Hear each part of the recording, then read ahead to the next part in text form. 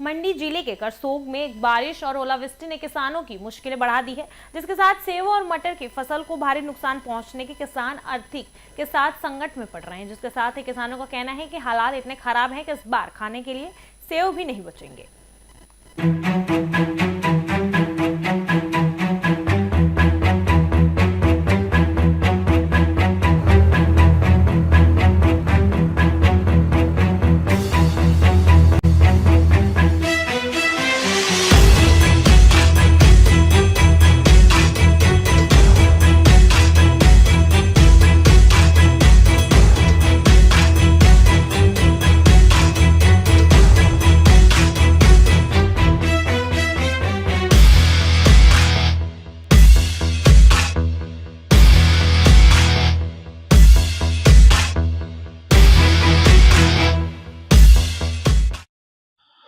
इस समय हम मौजूद है जिला मंडी में। लगातार हम ग्राउंड जीरो पर किसानों का दर्द आपसे साझा कर रहे हैं।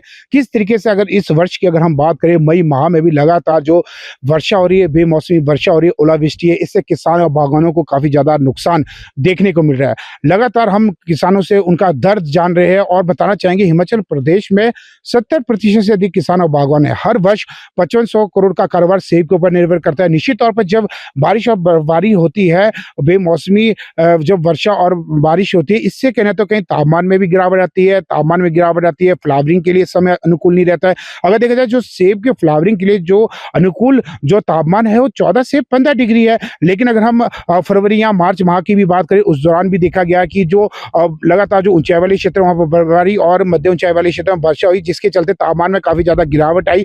इससे कहना तो कहीं जो फ्लावरिंग के लिए जो तापमान 14-15 होना चाहिए था वो 6-7 डिग्री रहा। फिलहाल अन्य किसानों से हम बातचीत करने का लगातार प्रयास करें। इस समय हमारे बीच कुछ किसान है। सबसे पहले तो आपका शुभ नाम जानना चाहेंगे। नमस्कार जी, मेरा नाम वेद प्रकाश है जी। अगर देखा जाए जिस तरीके से इस बार ओलावृष्टि हुई और खासकर मई माह में भी बारिश देखने को मिल रही, कितना नुकसान इस बार किसान और बागवानों को हुआ है?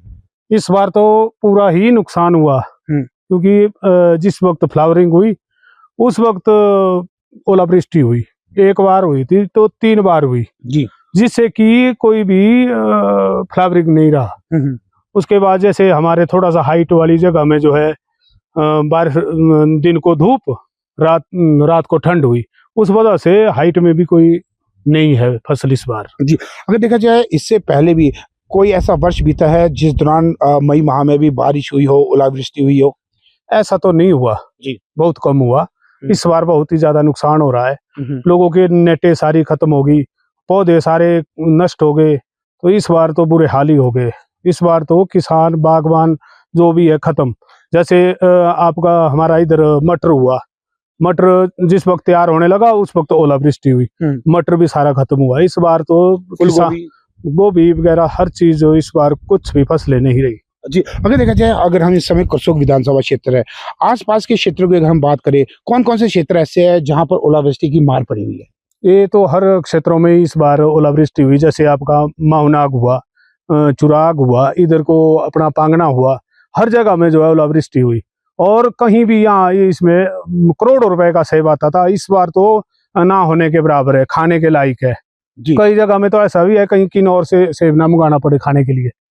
ये हुआ जैसे तापमान में बढ़ोतरी और कम और ज्यादा। जी बिल्कुल, इसमें कोई दो राय नहीं है। ग्लोबल वार्मिंग का इफेक्ट देखने को मिल रहा है। ये भी जानना चाहेंगे, हर वर्ष आपके कितने सेब होते थे, आपके क्षेत्र से कितने सेब लोगों के होते थे? इस बार कितना अनुमान है, कितनी पिकअप की आपको अनुमान लगाया जाए? चलो हमारे थोड़ा छोटी प्लांट है, 500-400 पौधा है, छोटा पौधा है, कुछ बुजुर्गों के टाइम का पौधा है जी। तो 5-6 लाख का सेब हो जाता था। लेकिन इस बार तो कुछ नहीं है, खाने लायक सेब है। देख लो पेड़ों में कोई सेब नहीं है जी, इस बार तो खाली है। बिल्कुल, मैं अपने सहयोगी से चाहूंगा कि कुछ यहाँ की तस्वीरें लगातार दिखाई जाए। जिस तरीके से आप देख सकते हैं पेड़ों पर जहां पर अत्यधिक सेब होता था, लेकिन इस बार जो पत्तियों के अलावा आपको कुछ भी देखने को मिलेगा, क्योंकि बेमौसमी जो वर्षा हुई है, खासकर मई माह में जहाँ अत्यधिक गर्मी होती थी। लेकिन इस बार जो देखा भी गया है कि लोग स्वेटर, ऊनी वस्त्र, टोपी, मफलर पहनने को मजबूर है। और जबकि हिमाचल प्रदेश की अगर हम बात करें तो आज से पहले कभी भी इतना नुकसान देखने को नहीं मिला था और लोगों को काफी ज्यादा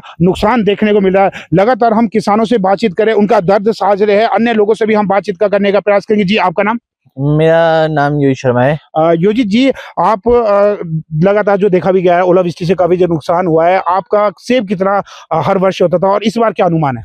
हमारे इस बार तो सेब के कुछ अनुमान नहीं लगाया जाता है, क्योंकि इस बार हमारे सेब में कोई मतलब फसल नहीं आई है।